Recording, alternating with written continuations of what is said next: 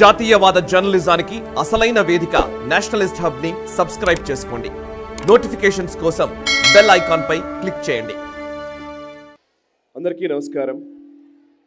సరస్వతి శిశు మందిర్ కామారెడ్డి ఈ విద్యాలయ ప్రాంగణంలో జరుగుతున్న ఇంత అద్భుతమైన ఈ పండగ జరుపుతున్నటువంటి ఈ విద్యాలయం నిర్వాహకులు, శ్రీ సరస్వతి శిశు మందిర్ హై స్కూల్ అధ్యక్షులు డాక్టర్ శ్యామ్ సుందర్ రావు గారు, అదేవిధంగా అర్కల మల్లేష్ యాదవ్ గారు, ఇందాకే ఒక అద్భుతమైనటువంటి ప్రసంగంతో మనల్ని అందరినీ ఆలోచింపజేసే విధంగా మనల్ని ప్రేరేపించిన రెడ్డి గారి హరిస్మరణ్ రెడ్డి గారు, గీరెడ్డి రాజారెడ్డి గారు, అశోక్ రావు గారు, రణజిత్ మోహన్ గారు, విటి లాల్ గారు, సురేందర్ రెడ్డి గారు, ప్రతాప్ గౌడ్ గారు, అదేవిధంగా ఈ విద్యాలయ ప్రాంగణంలో ఉన్నటువంటి ఆ విద్యార్థులను కన్న తల్లిదండ్రులు, విద్యార్థులు, పూర్వ విద్యార్థులు, ఈ పుర ప్రముఖులు, వాళ్ళందరికీ పేరు పేరున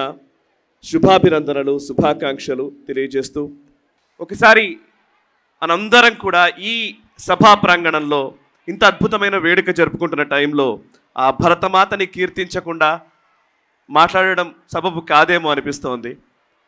భారత్ మాతాకి, భారత్ మాతాకి ఎక్కువ రావాలి. భారత్ మాతాకి. That's right.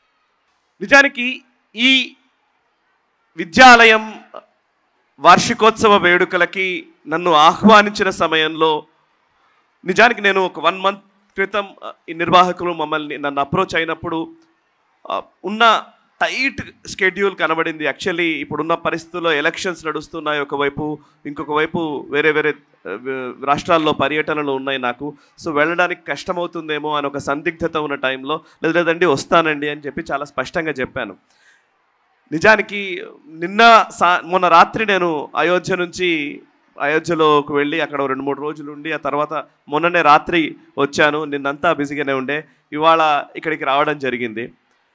ఇక్కడికి వచ్చిన తర్వాత ఒక 15-20 నిమిషాల తర్వాత నా మనసు చెప్పిన మాట మీతో పంచుకుంటున్నది ఏంటంటే, నిజంగా ఈరోజు నేను ఈ కార్యక్రమానికి రాకపోయి ఉంటే, ఈ నిర్వాహకులు కనుక నన్ను పిలవకపోయి ఉంటే, నా జీవితంలో నేను ఒక అద్భుతమైన ఒక సాయంత్రాన్ని నేను మిస్ అయ్యేవాడిని.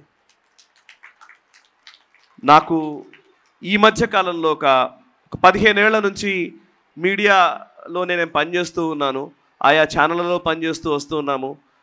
కేవలం హైదరాబాద్లో కూర్చొని లేదా ఆయా జిల్లాల్లో ఉన్న రిపోర్టర్స్తో మాట్లాడుతూనో లేకపోతే మా సర్కిల్స్లో అంటే ముఖ్యంగా రాజకీయపరమైనటువంటి రంగంలోని ప్రముఖులతో కావచ్చు, సామాజికవేత్తలు కావచ్చు, వేరే వేరే విభాగాల్లోని కొన్ని సీరియస్ టాపిక్స్కే పరిమితమై పనిచేస్తున్న టైంలో అసలైన భారతీయత లేదా అసలైన సమాజపు ఆనవాళ్ళు, రాబోయే భారతదేశపు భవిష్యత్తుకు దిశానిర్దేశం చేసే ఒక ప్రాంగణాలు, వేదికలు ఇక్కడున్నాయిరా, ఇలాంటివి నువ్వు వెళ్ళాలి అని నాకేదో గురువుల ప్రేరణతోటి నిజంగా నేను ఇక్కడికి వచ్చానని నేను భావిస్తున్నాను. ఇంత అద్భుతమైనటువంటి కార్యక్రమం నిజంగా నేను ఈ మధ్యకాలంలో చూడలేదు. ఇందాక పిల్లలు వాళ్ళు డాన్స్లతో వాళ్ళు అలరించట్లేదు, వాళ్ళు ఫీల్ అవుతూ ఉన్నారు. ఆ పాటల్ని వాళ్ళు ఎంజాయ్ చేస్తూ ఉన్నారు. నేను గమనిస్తున్నాను ఇక్కడ ఆచార్యులు, ఆ టీచర్స్ వాళ్ళైతే నిజంగా చెప్పాలంటే ఆ పిల్లల చేత డ్యాన్స్ చేయించడం కోసం వాళ్ళు పడుతున్న తపన, ఆ తాపత్రయము, వాళ్ళే డ్యాన్స్ చేస్తూ చూపిస్తున్న విధానము, నిజంగా అట్లాంటి ఆచార్యులు మీకు ఉన్నందుకు మీరు నిజంగా అదృష్టవంతులు. ఆ పిల్లల్ని కన్నా తల్లిదండ్రులు అదృష్టవంతులు. పేరు పేరున ఒకసారి ఆ ఆచార్యులకి, ఇక్కడున్న గురువులందరికీ కూడా మనందరం చప్పట్లతో అభినందనలు తెలుపుతాం.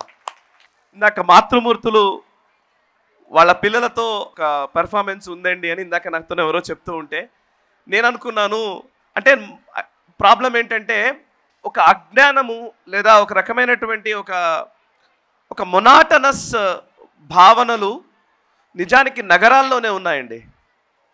ఏదైతే మెట్రోపాలిటన్, కాస్మోపాలిటన్ సిటీస్ అంటున్నారో, ఏదైతే అంతర్జాతీయ నగరాలుగా పేరెన్నికగన్నాయని చెబుతున్నారో అక్కడే అసలు సమస్య అంతా ఉంది. నిజానికి జిల్లాలు, గ్రామాలు ఇంకా అంత దరిద్రంగా తయారు కాలేదు. అందుకు నిజంగా మీరు అదృష్టవంతులు. మీరు ఈ కామారెడ్డి లాంటి ఒక జిల్లాలో మీరు ఉంటున్నందుకు ఫస్ట్ నేను మీకు అభినందనలు. ఎందుకు ఆ మాట అన్నానంటే, తల్లిదండ్రులది పర్ఫార్మెన్స్ ఏదో ఉంటుంది అని అంటే, నిజానికి నా మైండ్ కూడా ఎట్లా పోయిందంటే, బయట చూస్తున్నాం కదా హైదరాబాద్లో ఉన్నటువంటి స్కూళ్ళలో జరుగుతున్నటువంటి ఆ వేడుకలు అవి ఇవి చూస్తున్నాం కదా, ఒక్క అబ్సినిటీ ఉన్నటువంటి ఒక్క పాట కూడా ఇప్పటిదాకా కల్చరల్ యాక్టివిటీలో కనిపించలేదు నాకు.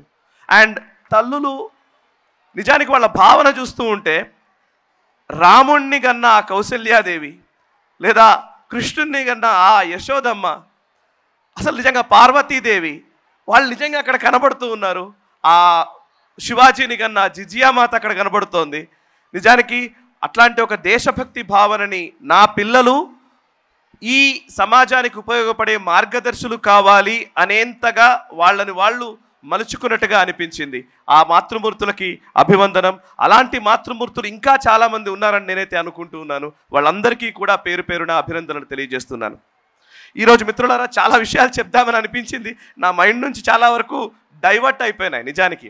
ఎందుకంటే ఇందాక నేను నగరం గురించి మాట్లాడాను. సివిలైజేషన్ అనే మాట మనం వింటాం ఎప్పుడు కూడా. సివిలైజేషన్ అనగానే తెలుగులో నాగరికత అని మనం అన్వయించుకున్నాం. సివిలైజేషన్ అనే మాట చాలా కాలంగా మన దేశం పైన రుద్దబడింది. అంటే బ్రిటిషర్స్ మన దగ్గరికి వచ్చినప్పుడు సివిలైజ్డ్ సొసైటీ నుంచి వాళ్ళు వచ్చారు అనే ఒక భావనని మనలో నింపారు. సివిలైజ్డ్ సొసైటీ నుంచి వచ్చాము, మీకేమీ తెలియదు, మీ అనాగరికులు, మిమ్మల్ని మేము ఉద్ధరిస్తామనే భావనని వాడు ఫస్ట్ మనలో నింపేశాడు. దాన్ని మనం అలా కంటిన్యూ చేసుకుంటూ వచ్చాం. నాగరికత అనే మాట, నాగరికత అనేది నగరం నుంచి వచ్చిందైతే గనక, నగరంలో జీవించేవాడు చాలా సివిలైజ్డ్, వాడు చాలా పద్ధతిగా గొప్పగా ఉంటాడు. గ్రామాల్లో నివసించేవాడికి పెద్దగా ఏమీ తెలియదు అనే ఒక భావనని కూడా దశాబ్దాలుగా ఈ దేశంలో బిల్డ్ చేస్తూనే వచ్చారు. అలాంటి క్రమంలోనే గ్రామాల నుంచి నగరాలకు వచ్చి ఏదైనా ఉపాధియో లేకపోతే ఉద్యోగార్థులే వచ్చిన వాళ్ళు లేకపోతే ఏదైనా సాధించాలనుకునే వాడికి ఎప్పుడూ ఒక ఆత్మన్యూనతా భావం ఉంటుంది. ఏదో ఒక తెలియని ఒక భావనని బిల్డ్ చేసి పెట్టారు. అమ్మో హైదరాబాద్లో ఉంటే ఇంకేంటో అనే భావనని. నిజానికి భారతీయ సంస్కృతి మొదటి నుంచి గమనించి చూస్తే నగరంలో ఉన్నవాడికి ఎప్పుడూ ఇంపార్టెన్స్ లేదు, వనంలో ఉన్నవాడికే ఎక్కువ ఇంపార్టెన్స్. అప్పుడు అడవిలో ఉన్నటువంటి మునీశ్వరులు యతీశ్వరులు ఎవరైనా సరే నగరం ఏదైతే రాజధాని అంటున్నారో ఇక్కడికి వస్తే రాజులు కూడా ఆ మునీశ్వరులకి మోకరిల్లేవాళ్ళు. వనానికి మోకరిల్లిన సంస్కృతి భారతీయ సంస్కృతి, నగరాలే గొప్పవి అని చెప్పిన సంస్కృతి పాశ్చాత్య సంస్కృతి. ఎంత వ్యత్యాసం ఉంది. వాళ్ళు వచ్చి మనకి చెప్తూ ఉంటారు ఈ ఆదివాసులు లేకపోతే ట్రైబల్స్ని ఉద్ధరించడం గురించి వాటి గురించి. నిజానికి ట్రైబల్స్ వాళ్ళ జీవితాలు వాళ్ళు చాలా సుఖంగానే ఉన్నారు. మనం అక్కడికి వెళ్ళి వాళ్ళని నాశనం చేస్తున్నాం. కరోనా మన మానవాళికి ఎలాగైతే ప్రమాదకరమో మనం అండమాన్ నికోబార్లోని కొన్ని ఐలాండ్స్కి వెళితే వాళ్ళకి అంత ప్రమాదకరం. అంటే ఎంత ప్రమాదకరమైన మానవ జాతో చూడండి ఒకసారి. మనకు కరోనా లాంటిది సోకితే మొత్తం దేశం మొత్తం ప్రపంచం మొత్తం లాక్డౌన్ చేసుకున్నాం కదా. సో మనం గనక తప్పిదారి ఏదో షిప్ పాడయ్యో ఏదో అయ్యో గనక ఏ అండమాన్ నికోబార్లో ఉన్ని కొన్ని దీవుల దగ్గరికి మనం వెళితే గనక ఆ జాతి అంతరించిపోతుంది. Because of us. మన అలాంటి వాళ్ళు అక్కడికి వెళ్తే వైరస్ సోకి చనిపోతారు. అందుకే సుప్రీంకోర్టులు అంతర్జాతీయ న్యాయస్థానాలు వీళ్ళందరూ కూడా అక్కడికి వెళ్ళకూడదు అని నిర్ధారించారు. కొన్ని తెగలు అవి అలా ఉన్నాయి, వాటిని అలా సురక్షితంగా ఉంచండి అని. సో మానవ జాతి అంత ప్రమాదకరంగా మారిపోయింది because of this civilization, so called civilization. So called సివిలైజేషన్లో కీలకమైన అంశాలు రెండు. అందులో ఏంటంటే సంస్కృతికి సంబంధించి ఆలోచించినా లేకపోతే ఎకానమీ గురించి ఆలోచించినా లేకపోతే సామాజిక పరమైనటువంటి అంశాల గురించి ఆలోచించినా కూడా వెస్ట్రన్ వరల్డ్ కేవలం ఒకే ఒక సిద్ధాంతం మీద ఆధారపడే ఉంది. అదేంటంటే బైనరీ సిస్టమ్. వాళ్ళ దృష్టికోణంలో రెండు ఉంటాయి, ఒకడు బ్లాక్ లేదా white, male or female, whatever. ఒక పీడించేవాడు పీడింపబడేవాడు. ఓకే, సో బైనరీ సిస్టంతో వాళ్ళు చూడడం మొదలుపెట్టారు. మొత్తం ప్రపంచాన్ని మొత్తం బైనరీ సిస్టమ్. అయితే ఇటా లేకపోతే అటా, అయితే దేవుణ్ణి నమ్ముతావా లేకపోతే లేదా, అయితే దేవుణ్ణి నమ్ముతావు లేదంటే ద్వేషివి. సో బైనరీ సిస్టమ్ని మన పైన కూడా రుద్దారు. మనం కూడా అదే బైనరీ సిస్టంలో ఆలోచిస్తున్నాం. నిజానికి బైనరీ సిస్టమ్ భారతదేశంలో ఎప్పుడూ లేదు. భారతదేశం ఎప్పుడు యూనిక్గా ఆలోచించింది. ఆడవాళ్ళు గొప్ప, మగవాళ్ళు గొప్ప లేదు. ఆడవాళ్లకు ఆడవాళ్ళు ప్రత్యేకం, మగవాళ్లకు మగవాళ్ళు ప్రత్యేకం. ఎవరికి వాళ్ళు ప్రత్యేకమని చెప్పిన సంస్కృతి మనది. ఎవరు ఎక్కువ ఎవరు తక్కువ, పెద్ద చిన్న, ఎక్కువ తక్కువ అని మాట్లాడినటువంటి సంస్కృతి పాశ్చాత్య సంస్కృతి. సో ఆ పాశ్చాత్య సంస్కృతిని మనం పట్టుకొని మనం ఆ వేటలో పడి మనల్ని మనం కోల్పోకుండా ఇలాంటి విద్యాలయాలు కాపాడుతున్నందుకు వీళ్ళందరికీ మనం రుణపడి ఉండాలి. ఈ సమాజం రుణపడి ఉంటుంది ఇట్లాంటి ఆలయాలకి. ఫ్రెండ్స్, ఇక్కడ ఉన్న పిల్లలందరూ నాకు తెలిసి ఇప్పుడు 10th క్లాస్ వరకు పిల్లలు ఇక్కడ ఉన్నారు. మీరు మీ పిల్లలకి నిజానికి ఎలా మీ ఈ ధర్మం గురించి, దేశం గురించి చెబుతున్నారో నాకు తెలియదు, కానీ కొన్ని సందర్భాల్లో నేనైతే ఎక్కువగా చెప్పే మాటల్ని మీతో కొంత పంచుకునే ప్రయత్నం చేస్తాను. చిన్నపిల్లలు చిన్న లైక్ ఎల్కేజీ యూకేజీలోకి వచ్చిన తర్వాత ఫస్ట్ క్లాస్ సెకండ్ క్లాస్కి వచ్చేసరికి ఈ సూపర్ హీరోస్ అంటే ఇష్టం పెరుగుతూ ఉంటుంది. ఆ సూపర్ హీరోస్ అంటే అవెంజర్స్ లేకపోతే హల్కో లేకపోతే ఉంటారు కదా చాలామంది. సో వాళ్ళని చూసి వీళ్ళు ఇష్టపడుతూ ఉంటారు. అలాంటప్పుడు నిజానికి మన భారతీయ సంస్కృతి వాంగ్మయంలోని అనేక మంది హీరోల గురించి చెప్పే ప్రయత్నం చేయండి. ఇందాకే నేను ఎక్కడో చూస్తూ ఉన్నాను, అదేంటి ఐరన్ మ్యాన్ సూట్ అని. నా కొడుకు కూడా అడిగాడు, ఐరన్ మ్యాన్ సూట్ కావాలన్నా అని. ఏంట్రా ఐరన్ సూట్ అంటే, ఆ సూట్ ఏదో కలర్గా ఉంటుంది, అది ఏమీ కాదు, ఏ వెపన్ యూజ్ చేసినా కానీ దానికి ఏమీ కాదంట, ఐరన్ మ్యాన్ సూట్ అంట. అంటే వెంటనే నాకు గుర్తొచ్చింది ఏంటంటే, కర్ణుడికి ఇచ్చాడు కదండి కవచకుండలాలు ఎప్పుడో. సో మన భారతీయ వాంగ్మయం నుంచి ఉన్నటువంటి అనేక వాటిని వాళ్ళు తీసుకొని వాళ్ళు దాన్ని పెద్ద గ్లోరిఫై చేసి చేస్తున్నారు. అక్వామెన్ చూస్తే త్రిశూలం ఉంటుంది వాడి చేతిలో, హల్కిన్ చూస్తే ఒక గ్యాంగ్లెట్ అంటారు, థార్కి చూస్తే ఒక హ్యామర్ ఉంటుంది. సో సూపర్ హీరోస్ మన భారతీయ వాంగ్మయంలో ఉన్న వాళ్ళ గురించి చెప్పే ప్రయత్నం చేయండి. ఒక భీముడి గురించి, ఒక అర్జునుడి గురించి, ఒక రాముడి గురించి. వాళ్ళు కేవలం ధర్మ ప్రతిరూపాలు, కేవలం దేవుళ్ళు ఇలాగే ఉంటారని కాకుండా వాళ్ళు ఒక వారియర్స్, క్షాత్ర ధర్మం కలిగిన వాళ్ళు అని చెప్పే ప్రయత్నం చేయండి. సో దట్ భారతదేశం డిఫెన్సివ్గా కాదు, సెక్యూరిటీలో లేదా భద్రతలో తనకు తాను ఆత్మనిర్భరతో నిలబడే భారతదేశం మనం నిర్మించిన వాళ్ళం అవుతాం.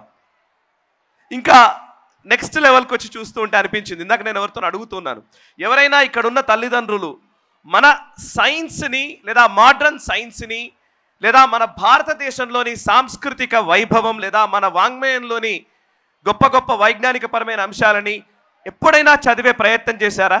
పేరెంట్స్, ఒకసారి మన ఏన్షియంట్ విజ్డమ్ని ఎవరైనా తెలుసుకునే ప్రయత్నం చేశారా? ఈరోజు మోడ్రన్ సైన్స్కి లేదా ఆ రోజు మన మునులు ఋషులు చెప్పిన వాటికి ఏమైనా లింక్ ఉందన్న విషయం మీకు ఏమైనా తెలుసా? Please raise your hands if ఎవరైనా తెలిస్తే కనుక.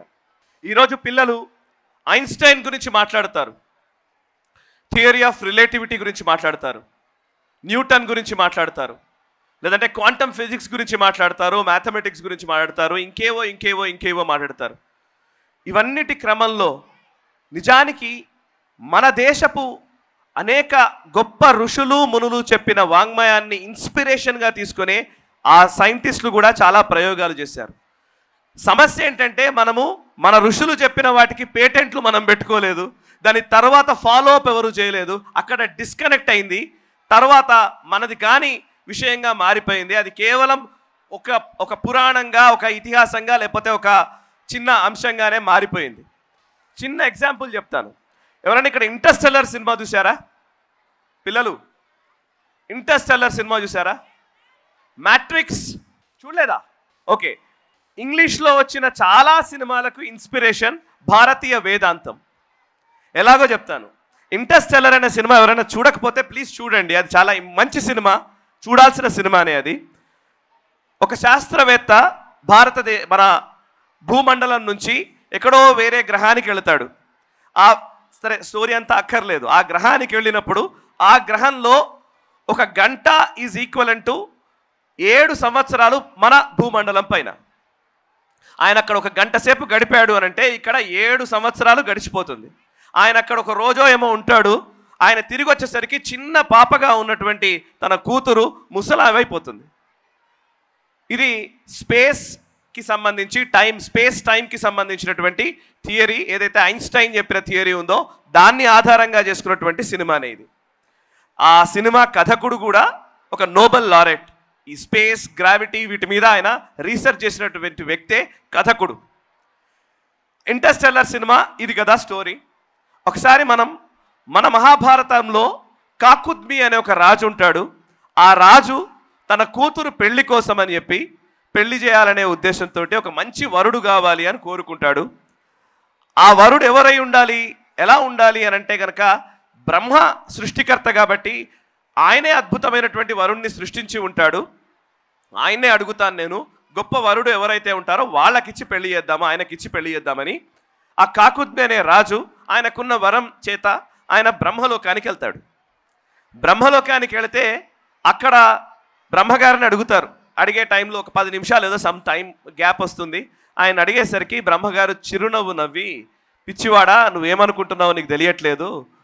నువ్వు భూలోకం నుంచి ఇక్కడికి వచ్చి ఇక్కడ ఉన్న గడిపిన ఈ సమయంలో అక్కడ ఒక యుగం గడిచిపోయింది.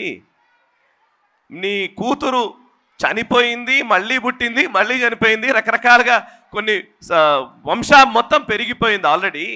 నువ్వు మళ్ళీ భూమండలానికి వెళ్ళేసరికి మీ కూతురు అసలు ఉండదు అని చెప్తాడు. ఇది మహాభారతంలోని స్టోరీ. భూమండలానికి ఇంకా ఇతర గ్రహానికి మధ్య చాలా వ్యత్యాసం ఉంటుంది అన్న విషయాన్ని ఎప్పుడో మహాభారతంలోనే మనకు ఒక కథ రూపంలో చెప్పారు. అదే ఈరోజు సైంటిస్టులు నిజమని చెబుతూ ఉన్న ఒక స్పేస్ థియరీ ఆఫ్ రిలేటివిటీ లేదా స్పేస్ టైం వాటికి సంబంధించినటువంటి అంశం. దీని మీద నేను ఎందుకంటున్నానంటే మనకు కథలుగా చెప్పిన అనేక వాటిల్లో చాలా మర్మాలు, చాలా రహస్యాలు అందులో ఉన్నాయి. ఈ రోజున్న యంగ్స్టర్స్ లేదా చిన్న పిల్లలుగా ఉన్నవాళ్ళు ఆ రోజు జరిగిన కథల నుంచి వాటిని డీకోడ్ చేయాల్సిన బాధ్యత మీపైనే ఉంది. మీరే దాన్ని నిజంగా వాటిలో ఉన్న శాస్త్రంలోని విజ్ఞానాన్ని, ఎందుకంటే మీరు మోడర్న్ సైన్స్ని చదువుతున్నారు, మోడర్న్ సైన్స్ అండ్ ఏన్షియంట్ విజ్డమ్ని కనుక తెలుసుకొని వాటిని అన్వయించగలిగితే భారతదేశాన్ని ఎవడూ ఆపలేడు. ఈరోజు మనం అనేక అంశాలు మాట్లాడుతున్నాం. లైక్ మోడర్న్ సైన్స్లో మనం మాట్లాడుతున్నటువంటి లైక్ క్వాంటమ్ ఫిజిక్స్ కావచ్చు. వీలైతే ఎవరైనా క్వాంటమ్ ఫిజిక్స్ని ఒకసారి సెర్చ్ చేసి చూడండి. నేను మీకు టాస్క్ ఇచ్చి వెళ్తున్నాను, ఏమనుకోవద్దు. పిల్లలు, తల్లిదండ్రులు ప్లీజ్ ఒకసారి నోట్ చేసుకోండి కావాలంతే. ఈ ఐన్స్టైన్కి సంబంధించి ఐన్స్టైన్ చేసినవన్నీ థాట్ ఎక్స్పెరిమెంట్సే. ఆయన ల్యాబొరేటరీలో చేసిన ఎక్స్పెరిమెంట్స్ చాలా తక్కువ. ఆయన బ్రెయిన్ తోటే ఎక్కువ విషయాల్ని ఆలోచించి ఆయన థాట్ ఎక్స్పెరిమెంట్స్ తోటే చాలా విషయాల్ని కనుగొని మనకు అందించారు. ఆ థాట్ ఎక్స్పెరిమెంట్స్ గురించి చదివే ప్రయత్నం చేయండి. అదే టైంలో మన భారత వేదాంతం గురించి చదివే ప్రయత్నం చేయండి. వేదాంతం అంటే అదేదో మనం సాంస్క్రిట్లో ఉంటుంది చదవలేమో అని అనుకోకండి. గూగుల్ చేస్తే చాలా విషయాలు మనకు వస్తాయి. చాలా విషయాలు అంటే అందులో కొన్ని ప్రక్షిప్తాలు ఉండొచ్చు, ఇంకోటి ఉండొచ్చు. కొంచెం ఒక గురువుల్ని పెట్టుకొని వీలైనంత వరకు గురువుల్ని అడిగి తెలుసుకొని మీ పిల్లలకు చెప్పే ప్రయత్నం చేయండి. కణాద మహర్షి గురించి ఎవరైనా ఒకసారి గూగుల్ చేసి చూడండి. కణాద మహర్షి క్వాంటమ్ ఫిజిక్స్ అని ఈరోజు మనం అంటున్నాం కదా, కణానికి సంబంధించి అంటే ఆ అణువుకి సంబంధించి కణాలకు సంబంధించి అద్భుతమైనటువంటి రీసెర్చ్ చేసి ఆయన వాంగ్మయం అందించారు మనకి. కణాద మహర్షికి సంబంధించి చదవండి. ఈరోజు క్వాంటమ్ ఫిజిక్స్ గురించి చెప్పండి, అప్పుడు వాళ్ళు లింక్ చేసుకుంటారు పిల్లలే. క్వాంటమ్ ఫిజిక్స్లోనే మనకు డబుల్ స్లిట్ ఎక్స్పెరిమెంట్ అని ఒకటి ఉంటుంది, మీరు చదవండి వీలైతే. అందులో ఏంటంటే ఒక లైట్ వేవ్ రూపంలో ఉంటుందా, పార్టికల్స్ రూపంలో ఉంటుందా అనే ఒక క్వశ్చన్ వస్తుంది. పార్టికలా వేవా అన్నప్పుడు ఆ సందిగ్ధత టైంలో అబ్జర్వర్ ఉన్నప్పుడు పార్టికల్గా ఉంటుంది, అబ్జర్వర్ లేకపోతే వేవ్గా కనిపిస్తుంది అని సైంటిస్టులు నిర్ధారించారు. అంటే జగన్ మిథ్య, ఇదంతా మాయ, అబ్జర్వర్ ఏదైతే చూస్తుంటారో చూసిన దాన్ని బట్టి ఉంటుంది అని ఎప్పుడో మన శంకరాచార్యులు చెప్పారు. అంటే ఇట్లా రకరకాల అంశాలు, ఇదంతా జిజ్ఞాసతో నేర్చుకున్నవి చెబుతున్నవే. మీకు ఈరోజు వేడుకలు జరుపుకుంటున్న టైంలో క్లాస్ వీక్తున్నాడంటే అని అనుకోకండి. బట్ నిజానికి ఎందుకు ఇదంతా చెప్తున్నానంటే మన దగ్గర ఉన్న సైన్స్, భారతదేశంలో ఉన్న విజ్ఞానము లేదా వాంగ్మయము ఏదైనా సరే ఈరోజు మాట్లాడుతున్న సైన్స్కి 10 రెట్లు ఎక్కువ ఆలోచించి పెట్టింది. బృహదారణ్యక ఉపనిషత్తు టైంలో యాజ్ఞవల్క్య మహర్షి స్పేసు, వాక్యూము, టైము వీటన్నిటి గురించి పూర్తిగా విశదీకరించేశాడు. అసలు స్పేస్ టెక్నాలజీ గురించి పూర్తిగా విశదీకరించాడు. మీరు ఒకసారి 14 లోకాలని మనోళ్ళు చెప్తూ ఉంటారు కదా, 14 లోకాలు ఉన్నాయి, ఇది అది అని చెప్తుంటారు కదా. అసలు 14 లోకాల గురించిన కాన్సెప్ట్ని మన వాళ్ళు గాయత్రి మంత్రంలో చెప్పేశారు. ఓం భూహ, ఓం ఓం భూహు, ఓం భువః, ఓం సువః, ఓం జనః, ఓం మహః, ఓం తపః, ఓం సత్యం. భూలోకం, భువర్లోకం, సువర్లోకం, జనలోకం, మహలోకం, తపలోకం, సత్యలోకం. కిందకొస్తే అతల, వితల, సుతల, తలాతల, మహాతల, రసాతల, పాతాళ లోకాలు. 7 కిందకి 7 పైకి. ఈరోజు మనం తిథి అంటారు. ఎవరైనా చనిపోయినప్పుడు 1 ఇయర్ తర్వాత సంవత్సరికం పెడతారు. 1 ఇయర్ సంవత్సరికం ఎందుకు అని అంటే కూడా చాలా క్లారిటీ ఉంది వాళ్ళకి. ఒక సంవత్సరం ఆ జీవి అక్కడికి వెళ్ళడానికి పడుతుంది. అండ్ ప్రతి సంవత్సరం తిథి పెట్టాలి. ప్రతి సంవత్సరం పెట్టే భోజనం వాళ్ళకు ఒక రోజుతో సమానం. ఇందాక నేను చెప్పిన స్పేస్ టైం థియరీ. సో ప్రతి మంత్రానికి, ప్రతి శ్లోకానికి, ప్రతి రిచువల్కి ఒక అర్థము పరమార్థము ఉంది. వాటిని తెలుసుకునే ప్రయత్నం చేసిన రోజు విశ్వగురు పీఠం మనం అధిరోహించగలుగుతాం. ఈరోజు పిల్లలు ఇక్కడ ఉన్న వాళ్ళు, ఎల్కేజీ యూకేజీలో ఉన్నవాళ్ళు, ఇవాళ మనం 2024లో ఉన్నాం మిత్రులారా. 2024లో మనం ఉన్నాం. 2047కి భారతదేశం అభివృద్ధి చెందిన దేశంగా మారుతుందని ప్రధాని నరేంద్ర మోదీ ఒక టార్గెట్ పెట్టుకొని పనిచేస్తున్నారు. 2047కు మనం అభివృద్ధి చెందిన దేశంగా ఉండబోతున్నాం. అంటే ఇంకా సరిగ్గా 23 సంవత్సరాలు ఉంది. ఈరోజు ఎల్కేజీ యూకేజీలో ఉన్నవాళ్ళు వాళ్ళ కెరీర్లోకి వెళ్ళే టైంకి, కెరీర్లోకి వెళ్ళి కొంచెం సెటిల్ అయ్యే టైంకి భారతదేశం అభివృద్ధి చెందిన దేశంగా మారుతుంది. ఈరోజు 2024లో ఉన్నాం. 2027కు భారతదేశం $5 ట్రిలియన్ ఎకానమీ అవ్వబోతోంది. $5 ట్రిలియన్ ఎకానమీ అయిన తర్వాత ఎక్కువ టైం పట్టదు. 2-3 సంవత్సరాల్లో $10 ట్రిలియన్ అవుతుంది. సో ఎకానమీ పెరుగుతుంది. ఈరోజు 8th 9th స్టాండర్డ్లో ఉన్నటువంటి పిల్లలు లేదా 10th స్టాండర్డ్లో ఉన్నటువంటి పిల్లలు ఇంకొక 10 సంవత్సరాల్లో కెరీర్లోకి పడిపోతారు. కెరీర్లోకి పడే టైంకి ఈ భారతదేశం అభివృద్ధి వైపు అడుగులు వేస్తూ ఉంటుంది. ఎకానమీ పెరుగుతుంది. మనం సిద్ధంగా ఉన్నామా? ఇది అసలు ప్రశ్న. మనం ఆపర్చునిటీస్ తీసుకోవడానికి సిద్ధంగా ఉన్నామా? ఆపర్చునిటీస్ క్రియేట్ చేయడానికి మనం సిద్ధంగా ఉన్నామా? ఈ భారత సమాజం సిద్ధంగా ఉందా? మా తరం, అంతకు ముందు తరాలు ఇవన్నీ కూడా పేదరికాన్ని చూశాయి, నిరక్షరాస్యతను చూశాయి, కరెంటు లేని రోజులను చూశాయి, చాలా అంశాలను చూశాయి. ఈరోజు మీరు ఆ సమస్యలో లేరు. మీరు పాజిటివ్ వైపు వెళుతూ ఉన్నారు. అయితే బాధ్యతాయుతంగా వెళ్ళాలి. మీకు ఇంకా ఎక్కువ బాధ్యత ఉంటుంది మాకంటే. మాకు ఆపర్చునిటీస్ క్రియేట్ చేద్దామన్నా కానీ వ్యవస్థలు సరిగ్గా లేకుండే. మీకు వ్యవస్థలు సిద్ధమవుతున్నాయి, మీరు సిద్ధంగా ఉన్నారని ఇప్పుడు వ్యవస్థ అడుగుతుంది మిమ్మల్ని. సో పేరెంట్స్, మీ పిల్లలు ఈ సమాజపు లేదా ఈ దేశపు పురోభివృద్ధిలో మీ పిల్లలు ఏ మేర భాగస్వాములు కావాలో మీరు డిసైడ్ చేసుకోవచ్చు. మీ పిల్లలు రేపు పొద్దున, అందుకే నేను ఎందుకు అంటున్నానంటే ఏ మేర భాగస్వాములు అనేది పదే ఎందుకు అంటున్నానంటే, గత 20 సంవత్సరాల క్రితం భారతదేశంలో ఆపర్చునిటీస్ లేవు. చాలామంది విదేశాలకు వెళ్ళి సెటిల్ అయిపోయిన వాళ్ళు ఉన్నారు. చాలామంది పెద్ద పెద్ద కంపెనీల్లో సెటిల్ అయిపోయి అక్కడ డాలర్స్ సంపాదిస్తూ ఉన్నారు, కొంతమేర ఇక్కడికి పంపిస్తూ ఉన్నారు, ఏదో నడుస్తూ ఉంది. బట్ ఇప్పుడు రివర్స్ మైగ్రేషన్ మొదలవబోతోంది మిత్రులారా. నెక్స్ట్ 5-10 ఇయర్స్లో భారతదేశానికి రివర్స్ మైగ్రేషన్ జరగబోతోంది. ఎన్ఆర్ఐలు చాలామంది విదేశాల్లో స్థిరపడ్డ వాళ్ళు రిటర్న్ రాబోతున్నారు. ఇప్పటికే చాలామంది రావడానికి ప్లాన్ చేసుకుంటూ ఉన్నారు. ఒకవేళ మీ పిల్లలు లేదా మీకు తెలిసిన వాళ్ళు ఉంటే ఈరోజే చెప్పండి, నెక్స్ట్ 5 ఇయర్స్ అట్లీస్ట్ రిటర్న్ భారతదేశానికి రావడానికి ప్లాన్ చేసుకోమని. ఈ రోజు నుంచి ప్లాన్ చేసుకుంటే ఆ రోజుకి రాగలుగుతారు. సో ఇక్కడి నుంచి వెళ్ళడం కాదు, ఇక్కడే ఆపర్చునిటీస్ క్రియేట్ చేసే ఒక పరిస్థితి మన దగ్గర రాబోతోంది. దానికి మనం సంసిద్ధంగా ఉండాలి. అండ్ ఎంప్లాయీ యాటిట్యూడ్ నుంచి ప్లీజ్ కమ్అట్ ఆఫ్ ఇట్. ఉద్యోగం కోసమే అనే ఒక దాని నుంచి బయటకు రండి. నేను ఒక చిన్న స్టోరీ చెప్తాను. ఒక అతను ఉన్నాడు, అతని దగ్గర కుక్క ఉంటుంది. కుక్కను పెంచుకుంటాడు. ఆ కుక్కను బాగా ట్రైన్ చేస్తాడంట. ఎంత బాగా ట్రైన్ చేస్తాడంటే దానికి అసలు ఏవి చెప్పాల్సిన అవసరం లేదు, టక తనే అన్ని పనులు చేస్తుంది అనమాట. ఓ రోజు ఏం చేస్తాడంటే ఆ కుక్క యజమాని అతను ఆ కుక్క మెడలో ఓ సంచి తగిలించి ఆ సంచిలో కొంత డబ్బులు పెట్టి పేపర్ మీద కొన్ని సరుకుల లిస్ట్ రాసి ఆ సరుకుల దాంట్లో ఆ లిస్ట్ అందులో పెట్టి కొన్ని డబ్బులు పెట్టేసి పంపిస్తాడంట. అది సూపర్ మార్కెట్కి వెళ్తుంది. వెళ్ళి ఆ సంచిని చూపిస్తుంది. ఆ సంచిలో ఉన్న పేపర్ని ఆ డబ్బుల్ని చూసి వాడు ఆ సరుకుల అమ్మే అతను ఆయన చూసి సూపర్ మార్కెట్ అతను లేదు ఇది బాగుందే అని చెప్పేసి మొత్తం సరుకులన్నీ ప్యాక్ చేసి అందులో పెట్టి చిల్లర పెట్టేసి, అరే ఈ కుక్క ఎంత ముచ్చటగా ఉంది, ఇది ఎంత బాగా వచ్చింది, ఈ యజమాని ఎవరో తెలుసుకోవాలి, అతనికి మనం కంగ్రాచులేషన్స్ చెప్పాలి, అభినందించాలని చెప్పేసి ఆ కుక్క వెంబడి వెళ్తుంటాడంట.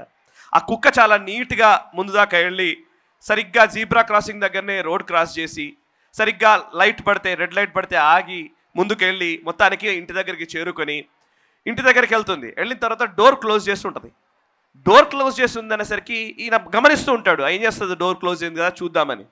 ఆ కుక్క ఆ డోర్ని ఏదో దాన్ని గీకే ప్రయత్నం చేస్తుంది, అది రాదు, లోపల ఉన్నవాడికి వినబడదు. ఏం చేయాలో అర్థం కాక పక్క నుంచి వెళ్ళి ఒక కిటికీ దగ్గరికి వెళ్ళి ఆ కిటికీ దగ్గర అరుస్తే ఆ యజమాని బయటకు వచ్చి డోర్ తీసి చూస్తాడు. అబ్బా ఎంత ఇంటెలిజెంట్ కదా అని ఈ షాప్ అతను అనుకుంటాడు. ఆ కుక్క బయటకు వచ్చేసి ఆ యజమాని దాన్ని కొడుతూ ఉంటాడంట, విపరీతంగా కొడుతూ ఉంటాడు. అరే వీడికి కోపం వస్తుంది. కోపం వచ్చేసి షాప్ అతను పోయి, ఎంత కొడుతున్నావు నువ్వు, అసలు ఆ కుక్క అంత మంచిగా అది ఎంత బాగా ఇంటెలిజెంట్గా పనిచేస్తే ఎందుకు కొడుతున్నావు అంటాడంట. అంటే ఆ యజమాని అంటాడు, ఇన్ని చేస్తుందని మీరు అంటున్నారు కరెక్టే, కానీ అది పోయేటప్పుడు కాలింగ్ బెల్ ఆన్ చేసి పోవాలని తెలియదు దానికి అని అంటాడంట. ఇది ఎందుకంటే ఇది యాక్చువల్లీ ఎందుకు చెప్పానంటే, ఇది ఒక పర్సనాలిటీ డెవలప్మెంట్ ట్రైనర్ రాసిన బుక్. ఇది బుక్లో చెప్పిన స్టోరీ. ఆయన ఏమంటాడంటే, నువ్వెంత గొప్ప పనివాడివైనా పర్లేదు, ఎంత టాలెంటెడ్ అయినా అక్కర్లేదు, ఎంత అద్భుతమైనటువంటి తెలివి ఉన్నవాడివైనా అక్కర్లేదు, నీ యజమాని కుక్క లాంటి వాడైతే నువ్వేం చేయలేవు. సో ఇది లెక్క. సో నీ యజమానికి నచ్చే విధంగా నువ్వు పనిచేయడమే లెక్క. ఇది ఈరోజు మార్కెట్ నడుస్తున్న విధానము అనేది ఆ ఫస్ట్ పీటీ ట్రైనర్ చెప్పిన మాట. సో ఇవాళ ఏంటంటే, ఎందుకు ఈ మాట చెప్పానంటే, మీరు ఐఐటిలో చదువుకున్నా, ఐఐఎంలో చదువుకున్నా, మీరు ఎంత గొప్ప పొజిషన్లో, ఎంత అద్భుతమైన తెలివితేటలు కలిగినా, మీకు ₹1 కోటి జీతం పర్ యానం మీకు ఇచ్చే కంపెనీ మీకు దొరికినా, మీరు నిజంగా చేయాల్సిన పని, మీరు వినియోగించాల్సిన విధంగా మీరు వినియోగించకపోతే, right person at the right place అంటారు, అది చేయకపోతే అది వృధానే. ₹1 కోటి జీతం వస్తుంది కావచ్చు, కానీ మీ తెలివితేటలు ఈ సమాజానికి ఏమి ఉపయోగపడుతున్నదన్నది చాలా కీలకమైనది. సో ఐఐటి నుంచి వచ్చిన చాలామంది ఎక్కడో విదేశాల్లో పెద్ద పెద్ద కంపెనీల్లో చాలా హ్యాపీ లైఫ్ జీవిస్తున్నారు, దాంట్లో డౌట్ ఏం లేదు, తన లైఫ్ హ్యాపీగానే ఉంటుంది. కానీ తన తెలివితేటలు ఈ సమాజానికి ఉపయోగపడడం చాలా అవసరం. నా పాయింట్ అది. సో ఈ సమాజానికి ఉపయోగపడే విధంగా ఎంటర్‌ప్రెన్యూర్ స్కిల్స్ పెంచుకునే ప్రయత్నం చేయండి. మనం ఎంప్లాయీగా ఉండడమే కాదు, ఒక ఎంప్లాయర్గా మారితే తక్కువైనా ఎక్కువైనా, కష్టమున్నా రిస్క్ ఉన్నా, ఒక 10 మందికి మనం ఉద్యోగం కల్పించే స్థితిలో మనం ఉండే ప్రయత్నం చేయాలి. ఎక్కువ వరకు వ్యాపార ధోరణిని, సంపద సృష్టించే విధానాన్ని అవలంబించే ఒక ప్రయత్నం చేయండి మిత్రులారా. చదువుకున్న వాళ్ళు ఎక్కువ మంది ఇంకో 10 మందికి ఉపయోగపడే విధంగా ఈ దేశంలో ఎంప్లాయ్మెంట్ని క్రియేట్ చేసే విధంగా పనిచేయాలని నేను విజ్ఞప్తి చేస్తూ ఉన్నాను. ఎందుకంటే ఆపర్చునిటీస్ పెరుగుతున్నాయి. ఆపర్చునిటీస్లో మనం ఎక్కడున్నామన్నది మనమే నిర్ధారించుకోవాలి. అండ్ సరస్వతి శిశు మందిర్ ఈ విద్యాలయ ప్రాంగణంలో ఇంత అద్భుతమైన కార్యక్రమం నిర్వహిస్తూ నన్ను ఒక అతిథిగా ఇక్కడికి పిలిచారని వారంటున్నారు, కానీ నేను నిజంగా ఆత్మీయంగానే ఇక్కడ ఉన్న మీ అందరిలో ఒకడిగా నేను ఇక్కడికి వచ్చాను. Thank you very much for inviting me to this occasion and all the best you all. పిల్లలందరూ చాలా గొప్ప పొజిషన్కి వెళ్ళాలని నేను మనస్ఫూర్తిగా కోరుతున్నాను. ఆ మహాకాలుణ్ణి ప్రార్థిస్తూ థ్యాంక్ యూ వెరీ మచ్. ఈ వీడియో మీకు నచ్చినట్టయితే లైక్ చేయండి, 10 మందికి షేర్ చేయండి. అలాగే కామెంట్ల రూపంలో మీ అభిప్రాయాలను మాతో పంచుకోండి. Nationalist hub group of channels ను సబ్స్క్రైబ్ చేసుకుని తెలుగునాట జాతీయవాద జర్నలిజాన్ని ప్రోత్సహించండి. ఈ వీడియో కింద ఉన్న బెల్ ఐకాన్ పై క్లిక్ చేయడం మర్చిపోవద్దు.